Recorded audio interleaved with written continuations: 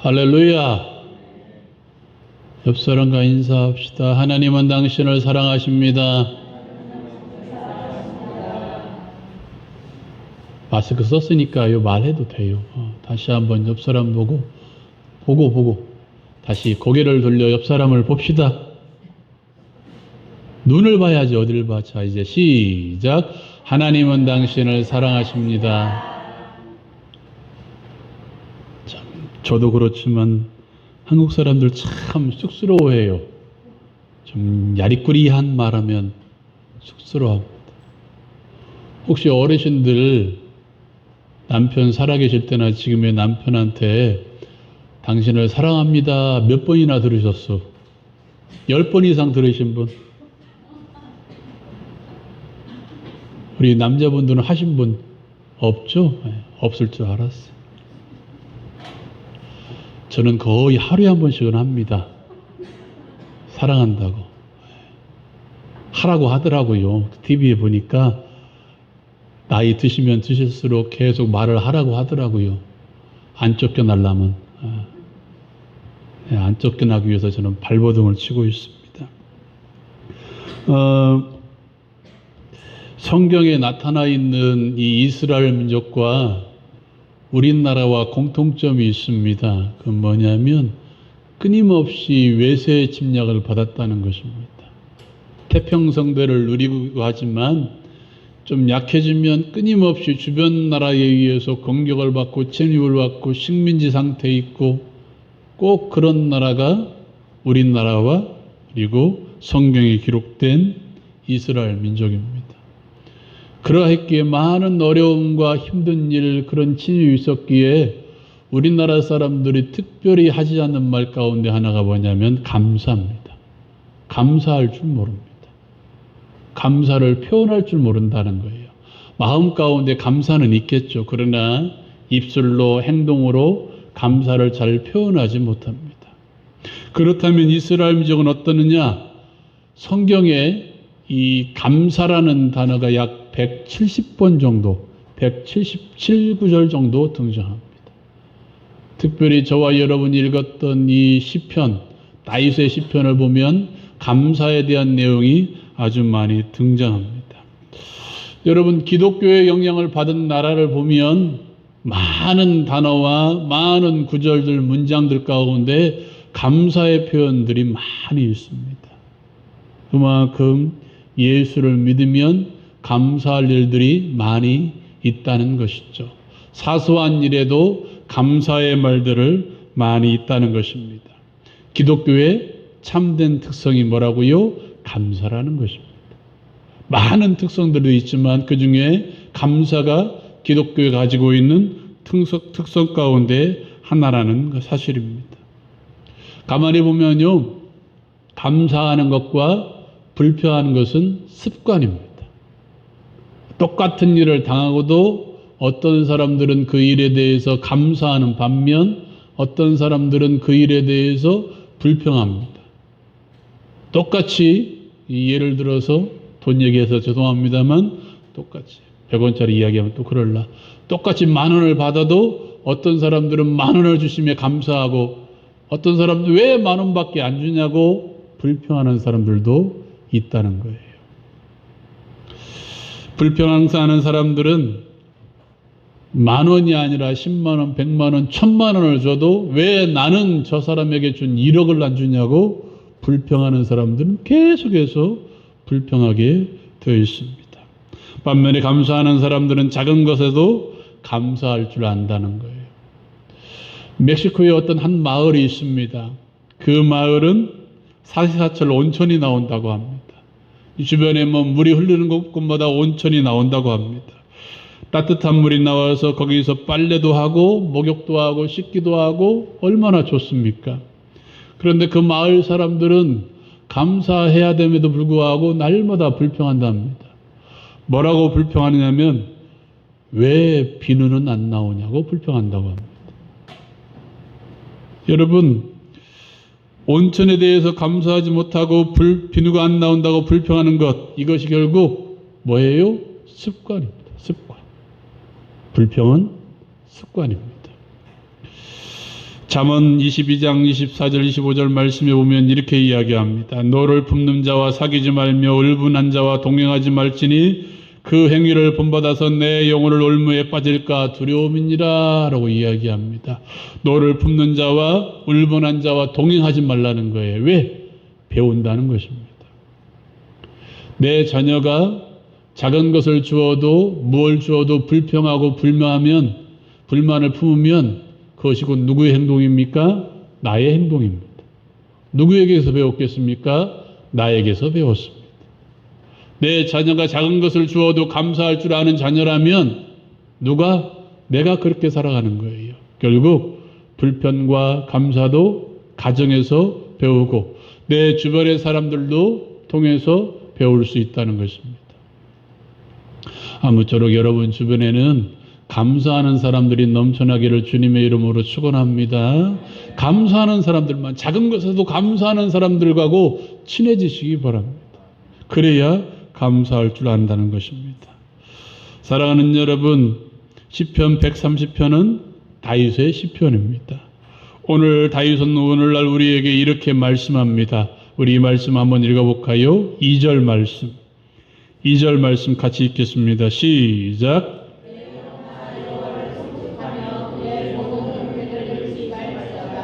내 영혼아 여호와를 송축하며 찬양하며 감사하며 라는 말입니다. 또한 그의 모든 은택을 잊지 말지어다 라고 선언하고 있습니다. 주님이 주시는 모든 것들, 주님이 주시는 모든 은혜들을 잊고 살지 말라는 거예요. 끊임없이 기억할 때 어떤 사람이 될 수 있습니까? 감사의 사람이 될 수 있다는 거예요. 하나님이 주신 은혜를 날마다 기억하며 사는 사람들이 이 땅 가운데서 하나님을 찬송하고 감사하며 살 수 있다는 사실입니다. 사랑하는 여러분, 다윗처럼 힘든 시기를 겪었던 사람이 어디 있겠습니까? 청년 때부터 그는 도망자 신세가 되었습니다. 아무런 잘못도 없는데 오히려 이스라엘 민족들을 구원하고 그들에게 큰 은혜를 주었음에도 불구하고 다윗은 도망자 신세가 되었습니다. 끊임없이 생명의 위협을 받았습니다. 사랑하는 여러분, 그가 왕이 된 이후에도 그가 평탄한 삶을 살았습니까? 아닙니다. 끊임없이 전쟁했습니다. 끊임없이. 자신의 아들로부터 반역을 당했습니다. 자신의 동역자로부터 반역을 당했습니다. 그럼에도 불구하고 시편에 기록된 많은 시편들을 보면 다윗의 시입니다. 원망과 불평으로 시작하지만 결국 그의 시편을 보면 결국 하나님을 찬송하고 하나님께 대해서 감사로 마무리하고 있다는 거예요. 오늘 말씀에서도 다윗은 하나님의 은혜를 잊지 말자, 사랑하는 성도들아 하나님의 은혜를 잊지 말라라고 우리에게 선포하고 우리에게 도전하고 있다는 사실입니다. 하나님의 은혜를 잊으면 그 사람은 감사하지 못합니다.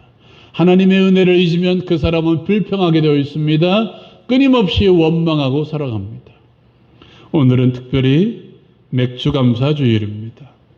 맥주감사주일에 많은 의미가 있겠지만 특별히 맥주감사주일이 결국 중간쯤에 있습니다. 1년의 중간쯤에 있습니다. 뭐 하라는 것입니까? 지난 반년을 돌아보라는 거예요. 반년을 무엇을 돌아보라는 것입니까? 하나님께서 나에게 주신 그 은혜의 손길들, 은혜의 발길들을 돌아보며 감사하라는 절기가 맥주감사주일입니다. 중간 감사입니다.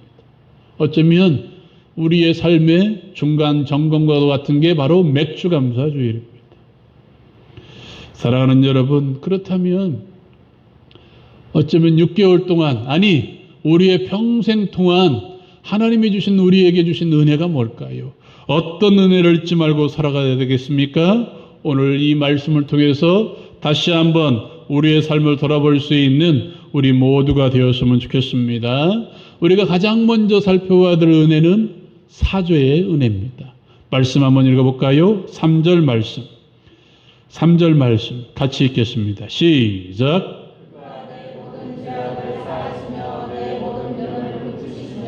아멘. 그가 내 모든 죄악을 사하시며 라고 이야기합니다. 하나님이 우리를 용서하지 않았다면 우리는 하나님의 백성이 될 수 없습니다. 하나님의 사죄의 은혜가 없었다면 우리는 하나님의 백성이 될 수 없을 뿐만 아니라 하나님이 주시는 천국도 우리의 것이 아니게 됩니다. 우리가 일평생 기억해야 될 감사는 하나님의 용서의 은혜에 대한 감사입니다. 죽었던 우리를 살리신 하나님의 은혜, 예수 그리스도를 통하여서 당신의 사랑을 확증하신 하나님의 은혜가 무엇입니까? 우리의 죄를 용서하신 사죄의 은혜입니다. 사랑하는 여러분, 예수님께서 이 땅에 인간의 몸을 입고 내려오셔서 당신의 피값으로 저와 여러분들을 용서하여 주셨습니다. 저와 여러분들을 사하여 주셨습니다. 죄와 사망 가운데 있었던 저와 여러분들을 당신의 피값으로 사셨다는 사실입니다. 피 흘림이 없으면 죄사함이 없습니다. 그리스도의 속죄의 사랑, 그 피 흘림의 사랑은 누구도 할 수 없는 사랑이며 그 무엇과도 바꿀 수 없는 것이 바로 속죄의 사랑, 구원의 은혜라는 사실입니다. 이건 한번 따라해 봅시다. 눈 뜨고 이건 꼭 따라 하십시다. 아무나 교회 다니는 것이 아닙니다. 맞더라고요. 아무나 교회 다니는 게 아니에요. 여러분, 우리 교회도 보십시오. 잘 예수 믿다가 중간에 포기하고 교회 나오지 않은 사람들이 많이 있습니다. 평생도록 교회에 집중하며 신앙생활 하는 게 이게 아무나 하는 게 아니더라고요.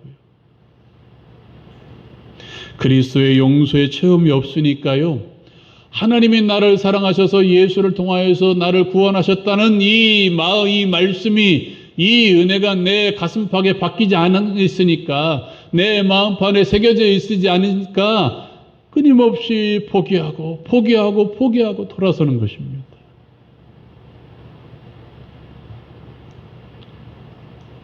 그리스도의 용서의 체험이 없는 사람들은 하나님의 주신 그 십자가의 은혜, 예수 그리스도를 통하여 주신 그 십자가의 은혜가 없는 사람들은 결국 교회를 떠날 수밖에 없습니다. 어떤 그런 사람들은 말아요. 시험 들었다고 말해요. 여러분, 그 시험보다 더 큰 게 하나님의 사랑입니다. 그 시험보다 더 큰 게 그리스도의 십자가의 은혜입니다. 그 십자가의 은혜가 없으니까 뭐예요? 저 자그마한 시험에도 예수 믿는 것을 포기하고 돌아서는 거예요. 그 자그마한 시험에도 이 교회 다니는 것을 그냥 포기하고 넘어지는 것입니다. 그리스도의 죄사함의 역사가 그만큼 놀라운 은혜입니다. 이것이 마음판에 새겨진 사람들은 결코 교회를 떠날 수가 없어요. 잠시 잠깐 떠나 있을지라도 곧바로 돌아오게 되어 있습니다. 사랑하는 여러분, 예수 외에는 다른 길이 없습니다. 예수 외에는 하나님 앞에 이룰 수 있는 다른 길은 없습니다. 예수 외에는 우리의 죄를 용서할 수 있는 은혜가 아무것도 없다는 사실을 여러분 믿을 수 있기를 주님의 이름으로 축원드립니다. 모든 종교가 다 똑같은 게 아니에요. 교회 안 다니면 천주교 가면 되지. 교회 안 다니면 절에 가면 되지. 거기에 없는 게 있습니다. 예수가 없습니다. 예수가. 죄사함의 역사가 있는 종교는 기독교밖에 없습니다. 그리스도의 피만이 죄사함을 이룰 수 있고 하나님의 나라로 우리를 이끄시는 유일한 길입니다. 예수를 만나지 못한 삶의 결국은 무엇입니까? 이 땅에서 성공할 수 있죠. 예수 안 믿는 사람들이 더 성공할 수 있어요. 예수 안 믿는 사람들이 더 건강할 수도 있습니다. 예수 안 믿는 사람들이 더 부자로 살아갈 수 있어요. 예수 안 믿는 사람들이 더 행복하게 살 수도 있습니다. 이 땅의 행복의 조건으로. 그러나 그들에게는 영원한 목표가 없습니다. 영원한 삶이 없다는 사실입니다. 그러하기에 그 삶은 허무한 삶입니다. 목적지가 없기 때문에 그 끝이 아무리 이 땅에서 성공하고 잘 먹고 잘 살고 건강하게 살아도 그 끝이 허망할 수밖에 없다는 거예요. 사랑하는 여러분, 내가 예수 믿고 사는 것이 내 의지인 것 같죠. 내가 내 힘으로 예수 앞에 나온 것 같죠? 아니에요. 결코 그럴 수 없어요.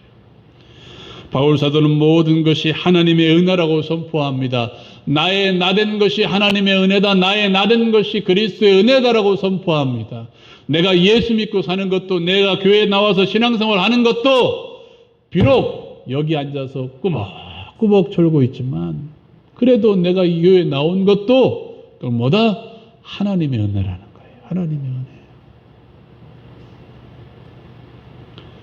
모든 것을 다 잃어버려도 내가 감사할 수 있는 한 가지 유일한 은혜가 있다면 뭐예요? 내가 예수 믿고 사는 거예요. 그 무엇과도 비교할 수 없는 구원의 은혜, 죄사함의 은혜입니다.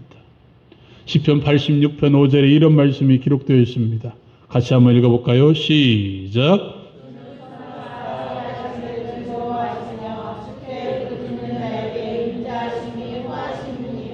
아멘. 부르짖는 자에게입니다. 또 오타가 났네. 주는 선하사 뭘 즐거워하시며 사죄하기를 즐거워하시며.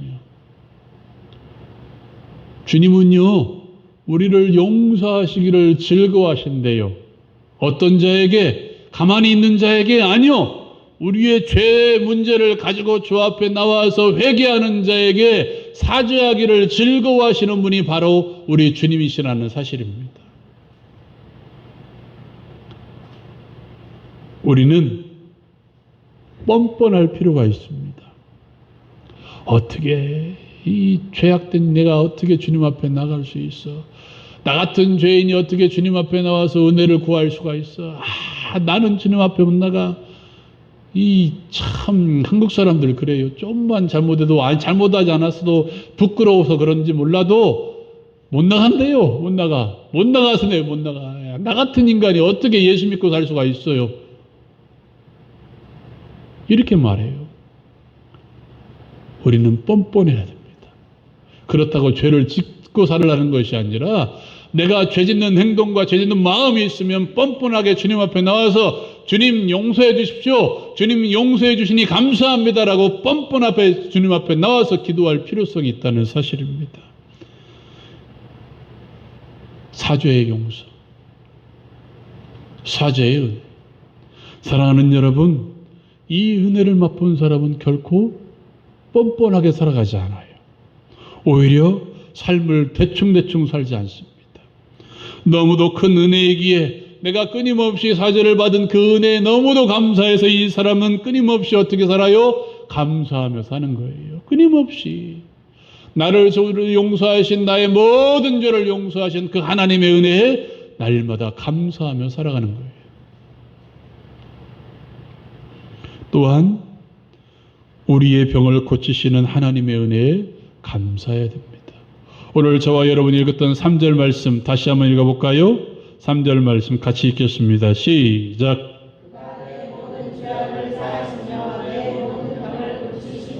아멘. 내 모든 병을 고치시며 라고 3절에 말하고 있습니다.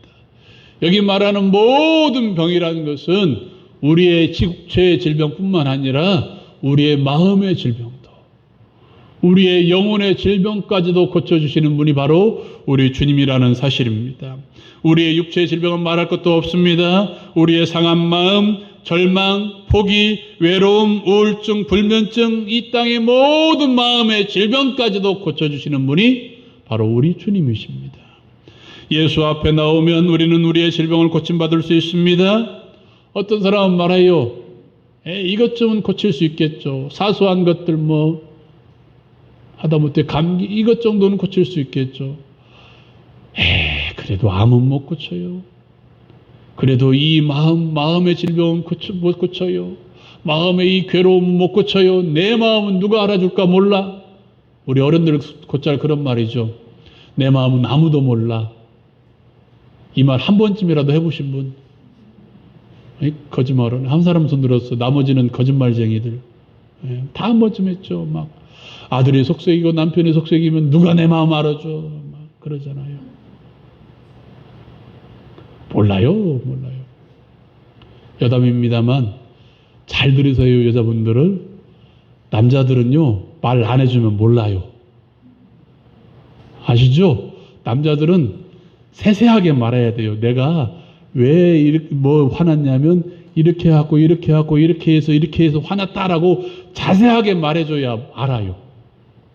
나 당신 때문에 화났어. 뭐? 이게 남자들입니다. 아셨죠? 김복순 입사님 아셨죠? 시시콜콜하게 다 말해줘야 돼. 그래야 알아들어. 사랑하는 여러분, 믿음으로 한번 나아가 보십시오. 내 마음 누가 알아줄까 몰라. 그 마음마저도 한번 믿음으로 가지고 하나님 앞에 나아가 보시기 바랍니다. 사랑하는 여러분, 한나의 그 울부짖는 소리도 들으셨던 분이 우리 주님이세요. 얼마나 힘들었겠습니까? 그 당시에는 자녀를 못 낳는 게 큰 죄악이었습니다. 더더군다나 위대적인 분인나가 끊임없이 격동합니다. 아들도 못 낳는 여자, 자녀도 못 낳는 여자라고 얼마나 괄시했겠습니까? 얼마나 무시했겠습니까? 얼마나 핍박했겠습니까? 한나가 미친 여자처럼 기도했습니다. 소리질러 기도했나요? 아니에요. 소리내지도 않았습니다. 막 가슴을 부여잡고 기도했겠죠. 그것마저도 들어주신 분이 우리 주님이세요. 안 가지고 나오니까, 나 혼자만 속 썩으니까 이 한국 사람 질병 가운데 유일하게 있는 질병, 화병. 믿음으로 한번 들고 나가보시기 바랍니다. 그 가운데 치유의 역사가 일어날 줄 믿습니다. 회복의 역사가 일어날 줄 믿습니다. 여러분, 특별히 여기 앉아서 예배할 수 있음에 감사할 수 있는 우리 모두가 되었으면 좋겠습니다. 아멘. 아멘. 네. 왜 안 아파요? 막 앉았다 일어나면 아이고 하는 게 우리잖아요. 막. 저도 그러네요. 참 죄송합니다. 어르신들 앞에서 죄송합니다. 예전에는 뻗딱뻗딱 일어났는데요. 요즘은 앉았다 일어나면 괜히 아이고 소리가 나요. 이 습관인지 아픈 건지. 예, 다 있죠. 누가 안 아프겠습니까? 허리도 아프고 다리도 아프고 머리도 아프고 속도 아프고 팔다리 허리 안 아픈 데가 어디 있겠습니까? 그래도 우리는 교회 나와서 예배하고 있지 않습니까? 우리도 그 아픈 다리를 이끌고 나와서 앉아서 예배할 수 있음에 여러분 감사할 수 있는 우리 모두가 되었으면 좋겠습니다. 지금 얼마나 어려운 시기입니까? 지금요, 수도권은 난리가 났습니다. 한 700명 확진자가 생기는데요, 그 중에 600명 이상이 수도권에서 발병하고 있어요. 이 유흥주점 어디죠? 뭐 어디 학원 할 것 없이 난리가 났습니다. 얼마나 감사해요. 주께서 눈동자처럼 여러분을 지켜주셔서 코로나로부터 안 나가기를 주님의 이름으로 축원드립니다. 이 날이 끝날 때까지. 사랑하는 여러분, 기도해야 됩니다. 기도해야 삽니다. 하나님이 고쳐주셔야 살아갈 수 있습니다. 시편 139편을 보면 우리의 몸을 누구보다도 더 잘 아시는 분이 우리 주님이세요. 우리의 모든 장부를 만드신 분이 우리 주님이신데 어떻게 아픈지 모르겠습니까? 아니요, 더 정확하게 알고 계십니다. 주님께서 우리의 몸을 잘 움직이고 돌아가게 하셔서 질병이 나타나게 하지 않게 하실 것입니다. 사랑하는 여러분, 어떤 질병이 있었고 어떤 질병을 고침받았습니까? 그렇다면 감사하시기 바랍니다. 질병 없이 고통 가운데 지나가고 있습니까? 그럼 더더욱 감사하시기 바랍니다. 혹시라도 질병 가운데 놓여서 아픔 가운데 있습니까? 그렇다면 고쳐주실 하나님의 은혜를 기대하며 감사하시기 바랍니다.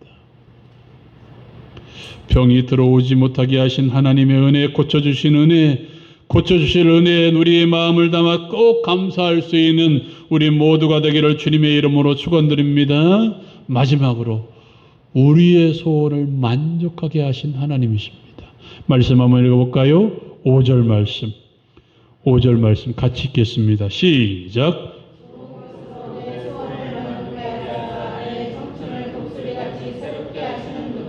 아멘. 오늘 말씀 가운데 내 소원을 만족하게 하시는데 어떻게? 좋은 것으로 만족하게 하사 더 놀라울 말씀은 이곳 가운데 있습니다. 내 청춘을 독수리같이 새롭게 하신도다라고 이야기합니다. 높이 날게 하신다는 거예요. 높이 비상하게 하신다는 거예요. 나의 삶을 높은 곳에 두어서 높이 날게 하신다는 사실입니다. 또한 우리의 소원에 항상 좋은 것으로 응답하시는 하나님이십니다. 시편 107편 30편에 이런 말씀이 기록되어 있습니다. 같이 한번 읽어볼까요? 시작.